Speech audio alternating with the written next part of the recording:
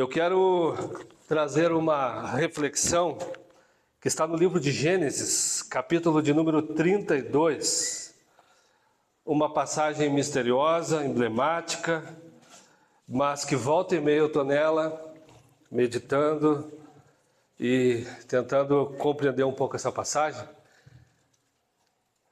E essa semana eu estava debruçado sobre ela, pensando algumas coisas, escrevendo. E eu quero compartilhar um pouco do meu tempo com Deus nessa passagem, então, nessa semana. Gênesis 32, nós vamos ler a partir do verso 22. Naquela mesma noite, Jacó se levantou, tomou suas 2 mulheres, suas 2 servas e seus 11 filhos, e transpôs o val do Jaboque. Reuniu todos e fez com que passassem o ribeiro. Também fez passar tudo o que lhe pertencia. Jacó ficou sozinho, e um homem lutava com ele até o romper do dia. Vendo este que não podia com Jacó, tocou-lhe na articulação da coxa, de modo que a junta da coxa de Jacó se deslocou, na luta com o homem. Então o homem disse: deixe-me ir, pois já rompeu o dia. E Jacó respondeu: não o deixarei ir se você não me abençoar. Então o homem perguntou: como você se chama? E ele respondeu: Jacó. Então disse: seu nome não será mais Jacó, e sim Israel, pois você lutou com Deus e com os homens e prevaleceu. Jacó disse: por favor, diga-me como você se chama. E ele respondeu: por que você me pergunta pelo meu nome? Por que você pergunta pelo meu nome? E o abençoou ali. Jacó deu àquele lugar o nome de Peniel, pois disse: vi Deus face a face e a minha vida foi salva. Nasceu-lhe o sol quando ele atravessava Peniel e mancava por causa da coxa. Por isso os filhos de Israel não comem até hoje o nervo do quadril na articulação da coxa, porque o homem tocou a articulação da coxa de Jacó no nervo do quadril. Amém e amém.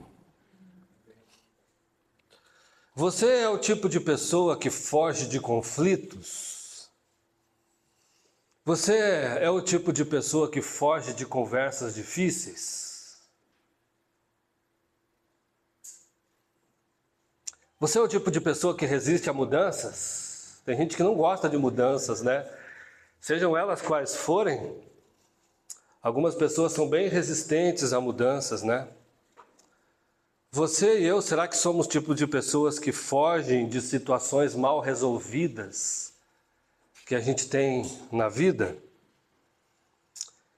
Todos nós, em algum momento da nossa vida, nós tentamos fugir de confrontos, não é isso? Quem aqui não é assim? Tem confrontos, tem conflitos, algumas mudanças, algumas conversas difíceis que a gente vai empurrando com a barriga, não é verdade? Vai empurrando e evita a todo custo. Tem gente que não gosta de conflitos, né? Eu já sou o contrário, gente. Eu me segura. Tem algumas coisas que a gente evita, mas eu me segura, porque eu não tenho problema com isso. E às vezes eu até faço do jeito errado, certo?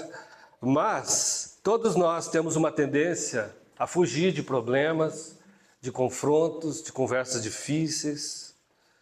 Só que muitas vezes a gente não percebe e a gente acaba no meio disso tudo fugindo de Deus também.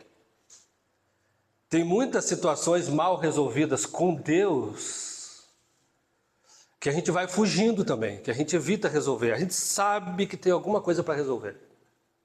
A gente sabe que tem alguma coisa que não está certa, que não está certa, mas a gente vai fugindo, vai evitando conflitos, vai fugindo de Deus como se fosse possível, mas a consciência está lá, ó, te falando, te dizendo alguma coisa: você precisa resolver isso. Você precisa resolver isso. Você precisa tratar com essa questão. Mas a gente vai empurrando, né? E aí a gente acaba fugindo de Deus também. Vai fugindo, vai empurrando com a barriga, né? E Jacó estava nessa situação. Ele havia fugido do seu irmão e ele ficou na casa do seu tio Labão por 20 anos. Ele enganou o irmão dele, eu não vou entrar nos detalhes aqui, a história é conhecida. E o irmão dele o jurou de morte e ele teve que fugir da sua terra. E ficou 20 anos na casa do seu tio Labão. Mas depois de 20 anos, já por direção de Deus, Deus dá uma palavra para Jacó e ele tem que voltar. Mas não foi só por direção de Deus que ele voltou. Ele acaba voltando porque a situação com o seu tio Labão ficou insustentável. Já estavam acontecendo diversos problemas no relacionamento entre ele e o seu tio Labão. E Jacó mais uma vez sai fugido. Ele fugiu do seu irmão Esaú e depois ele foge e pega todos os seus bens, a sua família, tudo que era dele, engana Labão e foge também. E para quem conhece a história, Labão vai atrás dele. E só não acontece uma tragédia porque Deus no caminho fala com Labão e diz, não toca nele. Porque senão teria dado um problema bem sério para Jacó, a fuga dele. Mas a situação lá estava insustentável e ele tem que fugir de novo, né? Às vezes a gente está assim, fugindo de Deus o tempo todo. Foge para cá, foge para lá, não resolve isso, não resolve aquilo. E vai acumulando questões mal resolvidas na biografia.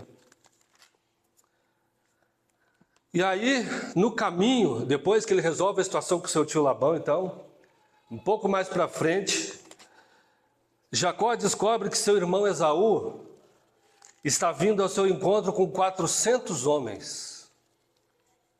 E agora a coisa ficou feia. Seu irmão está vindo com 400 homens encontrá-lo. Esse irmão o havia jurado de morte. E ele pensa que ainda esse irmão está querendo matá-lo. E aqui no verso 32, capítulo 32, versos 6 e 7, há um texto interessante. Os mensageiros voltaram a Jacó dizendo, fomos até o seu irmão Esaú, também ele está vindo para se encontrar com o Senhor e 400 homens estão com ele. Verso 7 diz o seguinte, então Jacó teve medo e ficou angustiado. Dividiu em 2 grupos o povo que estava com ele e também os rebanhos, os bois e os camelos. Até aqui. Então Jacó descobre que seu irmão está vindo ao seu encontro com 400 homens, o coração dele é tomado por uma angústia muito grande. E aí o que a gente faz quando está angustiado? Vai orar. E é o que ele faz, ele tem uma oração dele aqui. Aliás, uma oração bastante interessante de Jacó nesse momento. Ele não só ora, mas ele estabelece um plano também aqui. Ele, na tentativa de apaziguar Esaú, ele separa um presente enorme para o seu irmão. Ele monta o seu grupo todo em 2 caravanas, separa-os, manda atravessar o rio, deixa-os separados caso haja um ataque, certo? E ele vai orar, pedindo um livramento de Deus. Só que algo muito interessante acontece no texto, é que Deus não estava trabalhando só em Jacó. Deus estava também trabalhando em Esaú e preparando Esaú para esse encontro. E se você conhece a história, você vai ver que Esaú libera perdão e que eles se reconciliam ali, aqueles irmãos. Então, logo depois de Jacó ter separado esses presentes, separado a sua família e o seu bando todo em algumas caravanas e atravessado o rio, o texto nos diz que Jacó ficou sozinho do outro lado. Jacó ficou sozinho naquela situação e ele aparece então um homem. E o texto diz que eles ficam em luta a noite toda. Alguns estudiosos acham que Jacó provavelmente achou que estava lutando com algum dos espiões do seu irmão Esaú. Até que ele se dá de conta que ele está lutando com um anjo do Senhor que vem na sua direção. Esse homem faz o quê? Fere o seu nervo ciático. Alguém já teve uma dor no ciático forte aí? Esse negócio dói, né? Eu, graças a Deus, nunca mais tive, mas teve uma época quando... Misericórdia. Então, esse homem fere Jacó no ciático, a ponto de ele ficar manco para o resto da vida. Ele vai ficar mancando para o resto da vida. E Jacó, o texto diz, ele se recusa a soltar esse homem, até que esse homem o abençoe. Na verdade, gente, esse anjo não queria matar Jacó. Se quisesse, o teria feito sem nenhum problema. O que esse anjo queria era que Jacó se rendesse. O que esse anjo queria era que Jacó se rendesse. Você conhece alguém que tem dificuldade de se render a Deus? Que luta até o último minuto, mas não se rende? Não se dobra? Eu conheço algumas pessoas assim, que sabe que estão numa batalha tremenda, sabe que conhece a palavra, sabe da necessidade de se render. O camarada é duro, não se rende. Não se rende. Então tem gente que é assim, né? O que Deus queria era ver Jacó rendido, e não machucado, nem morto. Mas por causa dessa questão, ele acaba deixando Jacó manco. E essa luta acontece num lugar que depois ele vem chamar de Peniel, ou seja, a face de Deus. O lugar se transforma em Peniel, é a face de Deus, por quê? Porque ali eu vi Deus face a face, diz o texto bíblico. E eu quero tirar algumas lições para a gente disso, da vida de Jacó. A primeira coisa que eu queria falar, gente, é que antes de encontrar Esaú, o Jacó precisava ter um encontro com Deus no caminho. Antes de encontrar o seu irmão, para acertar contas, na verdade ele precisava ter o encontro com Deus. Jacó jamais ia construir o futuro que Deus tinha para ele, sem antes ele resolver os fantasmas do passado. Jacó estava tendo que lidar com seus fantasmas do passado aqui, mas ele precisava ter um encontro com Deus em primeiro lugar. Antes de encontrar Esaú, ele precisava ser um homem mais transformado do que ele já estava sendo. Então, muitas vezes, nós estamos com medo de circunstâncias, e na verdade o que a gente precisa é ser trabalhado e ter um encontro com Deus. O Esaú aqui, ele é simbólico. Os rabinos dizem que Esaú é uma figura simbólica aqui, que simboliza conflitos externos, que simboliza desafios, que simboliza as feridas que a vida traz muitas vezes, que simboliza os medos, as ameaças, os problemas mal resolvidos da vida. Mas para resolver os seus Esaús, primeiro os seus problemas, ele precisa ter um encontro com Deus. E quando nós temos encontro com Deus, Deus acaba nos levando a resolver e ter que tratar com os fantasmas do passado. Nós só vamos conseguir superar algumas questões da nossa vida depois de um encontro com Deus.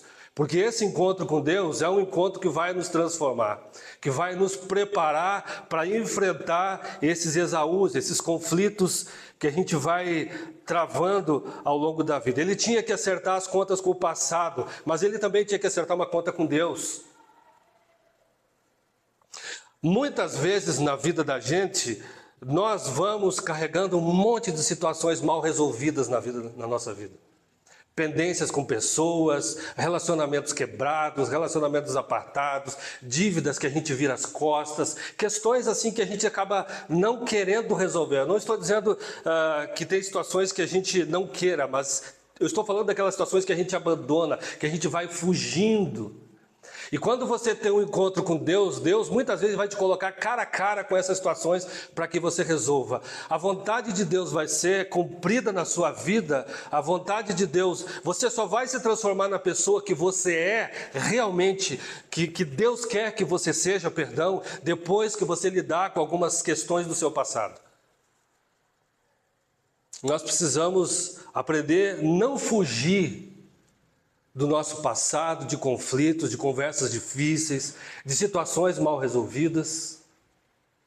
Muitas vezes a gente dá as costas e não resolve conflitos. Amém? Amém? Pode ser ou não pode ser isso? É verdade ou não? Muitas vezes a gente vira as costas para o passado e deixa muito penduricalhos para trás, sem serem resolvidos. Agora, Deus precisou colocar ele no Peniel, no vale. Deus precisou colocar ele numa situação em que ele precisou sair manco, machucado, em que houve luta, em que houve combate, em que houve conflito. Porque, infelizmente, muitos de nós só mudamos nesses momentos.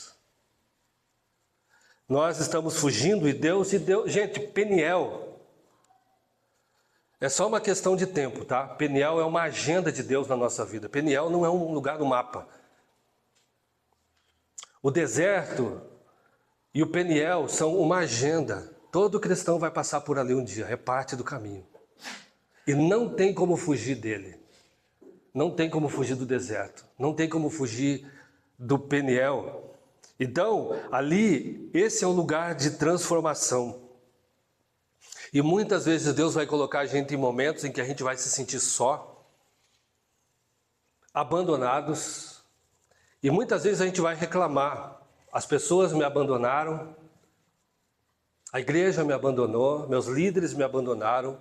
Mas a verdade é que não foi essa. Deus te colocou num lugar à parte porque Ele precisava tratar com você de alguma forma. Deus encontrou o Jacó quando ele estava sozinho, quando a família dele já tinha atravessado, não tinha mais ninguém por perto. E aí Deus chama ele para uma conversa. Agora a gente vai conversar. Vamos ter uma luta aqui essa noite. E aí Jacó precisou sair machucado. Peniel não é um lugar que vem para nos destruir, mas um lugar para nos moldar e para alinhar nossa vida com os propósitos de Deus. Tem lutas que nós precisamos passar sozinhos por ela. Tem lutas que são nossas lutas. Para quem conhece Crônicas de Nárnia, o filme O Leão, a Feiticeira e o Guarda-Roupas, de 2005, tem uma cena interessante que o Pedro, ele enfrenta um lobo que foi enviado pela Feiticeira Branca, não sei quem conhece esse filme, e os lobos vão atacar, então, os castores e a irmã do Pedro, numa cena. E o Aslan está por perto. E o Pedro está por perto também. O Pedro chega, tira a espada e vai ajudar. E o Aslan segura ele. E disse, essa batalha é dele. Essa batalha é dele. Do irmão mais novo que estava junto. Essa batalha é dele. O Aslan estava junto. E Aslan é uma figura de Jesus no filme. Aslan é uma figura de Jesus Cristo nesse filme. E ele diz, essa batalha é dele. Então, gente, o Aslan ali não é um líder que impede os desafios, né? Mas aquele que capacita, que observa, mas que está ali por perto. E ele diz muitas vezes, essa batalha é sua. Você já se sentiu alguma vez em algum vale, em algum Peniel, e você disse assim, Senhor, tem ninguém por perto.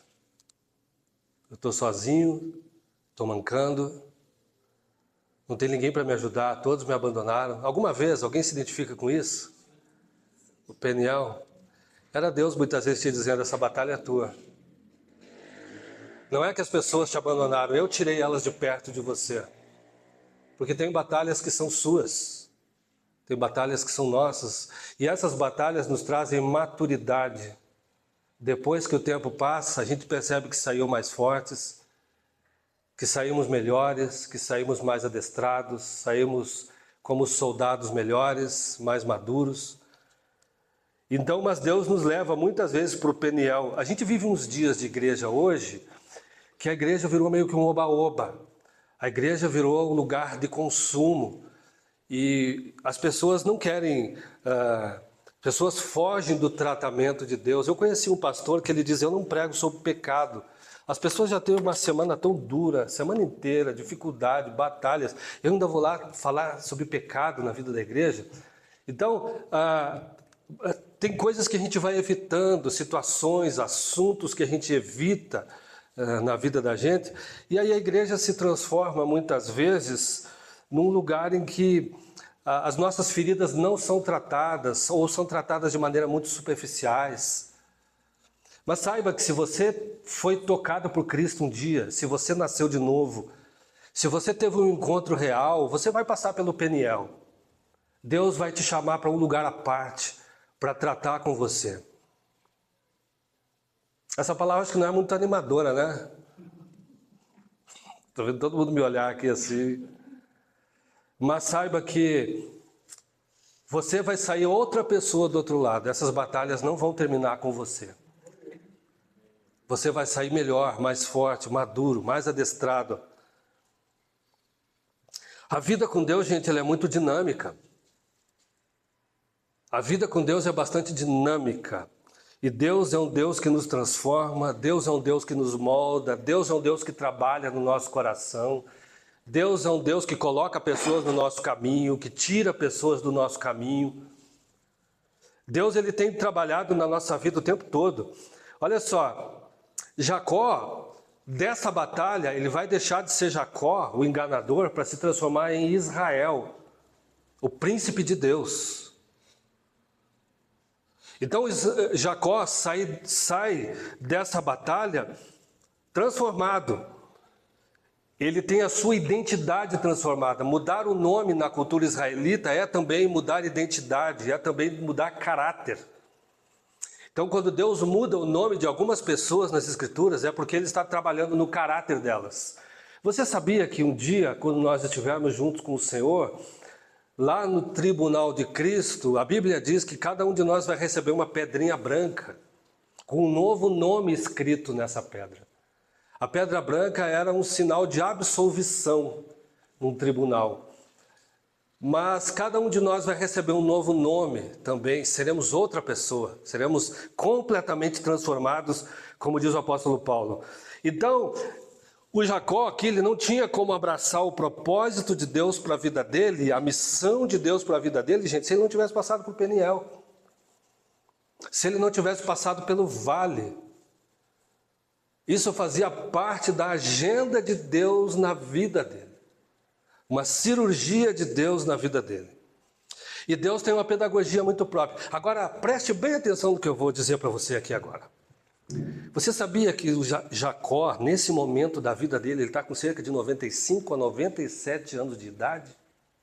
Quando ele tem esse episódio da luta com o anjo?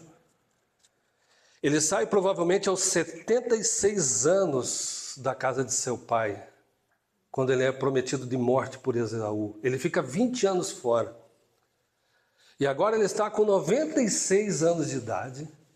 E Deus está dizendo para ele, eu ainda tenho trabalho para fazer na tua vida, eu ainda estou mudando a tua vida, eu ainda tenho um propósito para você, eu ainda tenho algo grande para fazer na tua vida. Não é hora de pendurar a chuteira, não é tarde demais. Aos 96, 97 anos de idade, Deus está trabalhando em Jacó, mudando a identidade de Jacó, para dizer para ele, eu tenho algo muito grande ainda para fazer na sua vida. Você que está com 40, 50, às vezes 60 anos, está achando que já está velho, que já é tarde, que não tem mais nada pela frente, você está bem enganado. Tem muita água para rolar ainda.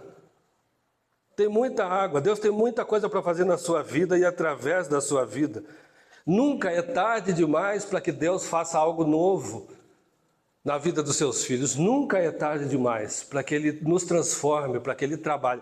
Até que eu e você, a gente venha bater as botas, como diz o ditado, Deus vai continuar trabalhando na vida de cada um. Amém? Amém. Enquanto houver vida, gente, Deus vai estar trabalhando em cada um de nós. Então a obra de Deus, ela não se limita à nossa idade, às circunstâncias da vida, às fases da nossa vida. Deus está sempre trabalhando. Deixa eu te fazer uma pergunta agora. O que é que Deus está fazendo na tua vida neste momento? Você saberia me dizer assim, o que Deus está fazendo na tua vida neste momento, nessa fase? Será que a obra de Deus está estagnada? Será que você está fugindo, evitando o confronto, evitando o Peniel? Você consegue perceber o que Deus tem feito na tua vida neste momento? Se você pudesse conversar com alguém que está do teu lado e você tivesse que ser bem objetivo, você saberia responder essa pergunta? Deus está fazendo isso e isso e isso na minha vida nesse momento. Talvez você possa dizer assim: Deus está me curando de uma ferida. Talvez você possa dizer assim: Deus está colocando pessoas no meu caminho. Talvez você possa dizer: Deus está me colocando num determinado lugar. Deus está me tirando de um determinado lugar. Deus está me ensinando essa e essa lição. Deus está me chamando a atenção para isso, isso e isso. Ele tem falado isso comigo. Você saberia dizer o que Deus está fazendo na sua vida neste momento? Você consegue identificar o trabalho de Deus na sua vida? Ou você está fugindo, meio que alheio a isso? Se você tivesse que escrever isso de uma forma bem objetiva, o que é que você diria? O que é que você escreveria? Deus tem me mudado? Como Ele está me mudando? Como Ele está mudando o meu pensamento? Quais valores hoje eu estou reaprendendo? O que é que eu tenho que deixar para trás? Quais cargas Ele pede que eu deixe para trás? O que é que Ele quer que eu abandone nesse momento? O que é que Ele quer que eu abrace? A gente precisa aprender a identificar o sopro de Deus, para onde esse sopro está indo, o que é que Ele está fazendo. Você saberia identificar, porque aqui Deus está num tempo da vida de Jacó, e que ele vai ter que parar de fugir. Fugiu do irmão, fugiu de Labão, agora ele está face a face com Deus, não tem mais como fugir de Deus. Não tem mais como fugir do propósito de Deus. Não tem mais como fugir da missão que Deus tem para ele, porque Jacó é um dos patriarcas da nação de Israel. É através dele que surge Israel. É através dele que surgem as tribos em Israel. É através dele que vem o Messias. É através dele que surge a igreja. Nós estamos aqui hoje, fruto do ministério de Deus na vida de Jacó. Fruto da obra de Deus na vida desse homem, porque ele passou pelo vale um dia. Deus o deixou manco, Deus mudou a identidade, Deus mudou o nome dele, porque Deus estava operando na vida dele. E você? Que Deus quer fazer na sua vida, que talvez você esteja impedindo? Talvez Deus esteja te pedindo um passo a mais em direção a Ele, e você está resistindo. Talvez Deus esteja te pedindo um passo a mais em relação a Ele, em relação a um comprometimento com Ele, mas nós estamos fugindo. Quem sabe fazendo de conta que não é comigo que Deus está falando. Só que tem uma hora que não tem mais como fugir de Deus, mesmo que Ele tenha que nos encontrar num Peniel. Mesmo que a gente tenha que passar pelo vale, e Deus não quer fazer o mal para ninguém, e Ele não faz o mal para ninguém, mas para nós, às vezes, o deserto é um caminho necessário para que Ele nos alcance. Então reflita comigo sobre isso, né? O que Deus está fazendo, para onde Ele está te levando, de onde Ele está te tirando, né? Como que a mão dEle está agindo na sua vida? Como que a mão de Deus está agindo na sua vida? Uma outra questão que eu quero falar é que Deus é um Deus de novidade de vida. Deus é um Deus de coisas novas. Ele não é o Deus da mesmice. Enquanto nós estivermos vivos, coisas novas estarão acontecendo na minha e na sua vida para o nosso bem.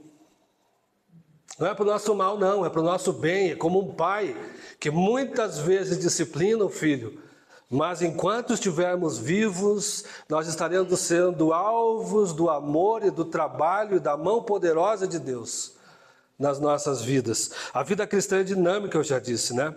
E Deus, Ele não apenas conserta o que está quebrado, mas Ele faz novo, faz tudo novo também. Ele faz coisas novas. E Jacó está passando por um tempo de mudanças intensas na sua vida. Viveu 76 anos com os seus pais, né? Hoje em dia o pessoal está reclamando, né, que os filhos ficam até 30 na casa dos pais. Jacó ficou até os 76 na casa dos pais. Pais, já pensou isso? Já pensou, Samuel e Cláudia? O Bernardo até os 76 com vocês?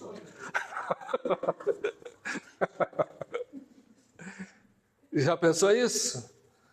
Então, ele fica 20 anos longe de casa. E quando ele volta para casa, ele já não é mais o mesmo homem. Ele já é outra pessoa. Por quê? Porque Deus está trabalhando e porque Deus é um Deus de novidade de vida, porque Ele faz coisas novas. Tem uma oração interessante de Jacó nesse texto, quando ele agradece a Deus e dizendo: Senhor, eu saí de casa só com um cajado. Ele agradece a Deus pelas misericórdias, nesse mesmo capítulo. E ele disse: eu saí de casa só com um cajado. Mas eu estou voltando agora com 2 bandos, com 2 caravanas. E Jacó está voltando diferente para sua casa, para rever seu pai, seu irmão. Ele está voltando agora com riquezas. Deus lhe concedeu riquezas, muitos animais, uma família grande, empregados. Deus lhe concedeu riquezas. Deus lhe concedeu uma família grande, como fruto da bênção e da promessa de Deus. Deus lhe concedeu uma marca no seu físico, que toda vez que ele desse um passo, ele ia lembrar do agir de Deus na vida dele, da forma como Deus trabalhou na vida dele. Então ele está voltando para casa diferente, com um problema agora no seu corpo. Ele está manco agora, nunca mais ele vai caminhar do mesmo jeito. Ele está voltando para sua casa agora com outro nome. Agora ele não é mais Jacó, agora ele é Israel. Agora ele é um príncipe de Deus. O homem, acho que um nome mais atual para ele hoje seria tipo falcatrua, né? Como a gente brinca aí, né? Ele deixou de ser o falcatrua e agora ele é um príncipe de Deus. Olha como o agir de Deus na nossa vida é maravilhoso. Olha como a graça de Deus é algo muito maravilhosa na vida dos seus filhos. Como Deus é maravilhoso. Então ele está voltando outra pessoa, ele não é mais o mesmo. Não é mais o mesmo homem que saiu um dia, ele está voltando diferente. E uma coisa que a gente precisa entender é o seguinte: ninguém sai ileso, gente, de um encontro com Deus. Ninguém sai, ninguém que encontra Deus. É como encontrar um leão pelo caminho e não sair diferente, se você sair vivo, né? Mas não tem como sair ileso a mesma pessoa diante de um encontro verdadeiro com Deus, tá? Pessoas que têm um verdadeiro encontro com Deus, elas não são mais as mesmas pessoas, porque Deus gera transformação. E é isso que João 3 nos ensina sobre novo nascimento. Se você acha que teve um encontro com Deus, mas a tua vida não foi transformada, você não mudou, você continua com o mesmo caráter, praticando as mesmas coisas erradas, se você continua fugindo de Deus, se você continua fugindo de pessoas, você precisa rever o teu encontro com Deus, se ele foi verdadeiro mesmo, se ele foi genuíno mesmo, se a tua vida foi transformada de fato. Porque quem encontra Deus, quem tem um encontro com Deus é transformado, não é mais a mesma pessoa. Quem encontra o Senhor de verdade muda, é transformado. Cada um tem o seu tempo, é um processo diferente na vida de cada um, mas quem encontra o Senhor não sai mais do mesmo jeito desse encontro. O que é que mudou, se você fosse destacar hoje, na sua vida, uma mudança bem clara, depois do teu encontro com Deus? Eu sei que tem pessoas aqui que poderiam dizer: olha, mudou um monte de coisa. Mas se você fosse dizer uma coisa que mudou na sua vida depois do teu encontro com Deus, é um bom tema para a célula isso, para essa semana, né? O que é que mudou? Gente, se a vida com Deus não nos transformou, tem alguma coisa errada. Esse evangelho aí é meio manco. Porque Deus, quando nos encontra, Ele nos muda, Ele nos transforma. A maneira como eu trato as pessoas mudou? A maneira como eu lido com o dinheiro mudou? As minhas prioridades mudaram? O que é prioridade na minha vida hoje? Se eu estou caminhando de fato com Deus, as minhas prioridades também precisam ter mudado. Deus precisa ser o centro. E Jesus nos ensina também que o reino de Deus precisa estar em primeiro lugar na minha vida. Uma pessoa, quando se transforma, se encontra com Deus e se transforma num discípulo de Cristo, a Bíblia diz que se ele não morrer, se ele não pegar a sua cruz, ele não serve para ser discípulo de Jesus. Uma coisa que eu já disse várias vezes é que nós não seguimos a Deus do nosso jeito, gente. Nós seguimos a Deus do jeito dele. Eu não vou seguindo a Deus e tocando a vida como eu quero, como eu penso que deve ser. Não, agora se tem um Senhor na minha vida, se Ele assumiu o senhorio da minha vida, é Ele que dita as regras. Eu não vivo a vida cristã do meu jeito, mas do jeito dele. Então, quando eu tenho um encontro com Jesus, as minhas prioridades também precisam mudar. Amém? Amém. Vocês estão tão quietinhos. Hã? É o frio, é o frio. Então, você e eu, quais as marcas que nós carregamos de alguém que foi transformado por Deus? Quais marcas hoje existem na minha vida de uma pessoa que encontrou Deus e que foi transformada por Ele de verdade? Um último ponto da minha mensagem é que as nossas feridas são um sinal da graça de Deus. Sabe aquilo que você olha para trás, muitas vezes você vê como uma ferida, como uma tristeza, como algo ruim? Aquilo ali muitas vezes é a marca da graça de Deus sobre a sua vida. A partir daquilo ali, muita coisa mudou. Aquele ali foi o teu Peniel.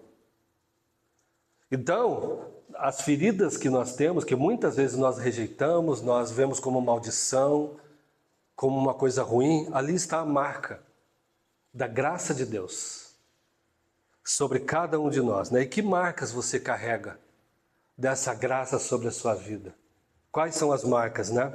Nós carregamos marcas, né? Jacó nunca mais andou do mesmo jeito. Nunca mais andou do mesmo jeito. E aquilo ali se tornou um lembrete para ele da presença, da graça, do trabalho de Deus sobre a vida dele. E a gente também carrega marcas, gente, né? Tem feridas que a gente carrega na vida da gente e que muitas vezes a gente queria esquecer. Mas ela é um sinal da graça sobre a tua vida. Ela é um sinal da graça. Ela é um sinal da graça sobre a tua vida. Quem lembra de Jeremias 18? Quando Deus manda Jeremias até a casa do oleiro, e lá ele vê o oleiro trabalhando num vaso de barro, e aquele vaso se quebra. E Deus usa aquela situação para falar com o profeta: você está vendo esse barro? Assim são vocês nas minhas mãos, ó Israel.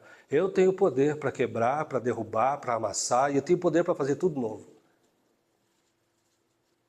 Então, muitas vezes, essa ferida que você carrega, esses traumas, quem sabe, são a marca do oleiro sobre a tua vida, são uma marca da graça. Ele sabia, ele sabe como trabalhar na vida de cada um de nós.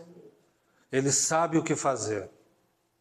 Não tem uma marteladinha que tenha sido em excesso. Ele sabe tudo o que acontece com a gente e o que é para o nosso bem. Algumas dores são sinais, gente, de que Deus está cuidando de cada um de nós. Você carrega alguma marca? Sim ou não? Você carrega alguma marca desse encontro? Ela é um sinal da graça na sua vida. É um sinal da graça. Eu lembro, antes de me converter, Eu não digo que eu me converti, eu digo que eu fui convertido, né? Porque eu não procurava Deus. A minha experiência de conversão foi muito rápida, muito radical. Eu não estava procurando Deus. Se dissesse que eu ia ser crente, eu ia dar risada. Ser pastor, pior ainda, né? Eu lembro daquelas, sabe aquelas épocas que tudo parece que dá errado? Que começa um ano na tua vida que, Senhor, o que é isso? Tudo que podia dar errado deu errado. Foi o ano de 98 para mim. Minha conversão aconteceu no ano de 98. Esse ano foi um dos piores anos da minha vida e o melhor ano da minha vida. Foi o ano que eu fui quebrado, que eu fui transformado.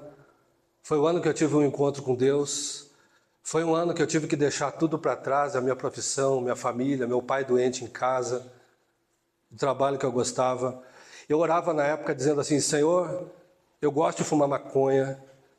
Quando eu estava me convertendo, eu gosto da vida que eu levo, eu gosto de fumar maconha, as minhas tretas, tudo, eu dizia para ele, Senhor, eu gosto de fazer isso. Me ajuda a não gostar.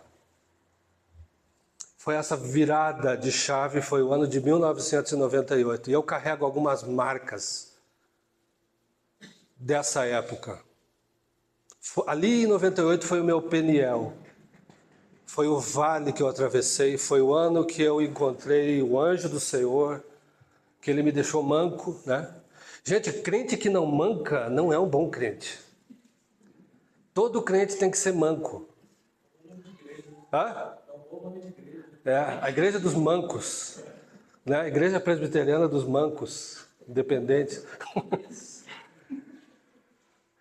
Se você é um crente que não manca, tem alguma coisa errada aí. Pastor que não manca, não é pastor de verdade, né? Então, porque a gente precisa carregar as marcas, falando de um jeito, tom de brincadeira, mas Deus deixa as suas marcas na nossa vida, sempre que nós temos um encontro com Ele. Nós não saímos os mesmos desse encontro. Então, seja um crente manco, não tenha problema de ser um crente que manca, que isso é um sinal da graça na vida de cada um. As pessoas podem olhar e ver algumas fraquezas, mas Deus olha e vê uma dependência, vê transformação. O fato de que nós passamos pelo Peniel, de que nós passamos pelos vales, significa que Deus nos visitou. Significa que nós fomos visitados por Deus e fomos transformados e fomos alvos do amor, da sua misericórdia, do seu trabalho, da sua boa mão.